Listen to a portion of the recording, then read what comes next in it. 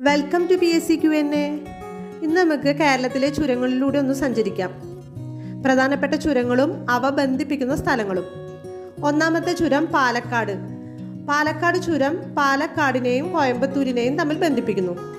രണ്ടാമത്തെ താമരശ്ശേരി ചുരം. താമരശ്ശേരി ചുരം കോഴിക്കോടിനെയും മൈസൂരിനെയും ബന്ധിപ്പിക്കുന്നു. ആര്യങ്കാവ് ചുരം പുനലൂരിനെയും ചെങ്കോട്ടയെയും ബന്ധിപ്പിക്കുന്നു. പെരിയ ചുരം മാനന്തവാടിയെയും മൈസൂരിനെയും ബന്ധിപ്പിക്കുന്നു. പേരമ്പാടി ചുരം കണ്ണൂരിനെയും കർണാടകയിലെ കൂർഗിനെയും ബന്ധിപ്പിക്കുന്നു. പാൽ ചുരം വയനാടിനെയും കണ്ണൂരിനെയും ബന്ധിപ്പിക്കുന്നു. ബോഡി നായ്ക്കന്നൂർ ചുരം ഇടുക്കിയെയും മധുരയെയും ബന്ധിപ്പിക്കുന്നു. ആരുവാമൊഴി ചുരം അല്ലെങ്കിൽ ആരമ്പാടി ചുരം തിരുവനന്തപുരത്തെയും തിരുനെൽവേലിയെയും ബന്ധിപ്പിക്കുന്നു.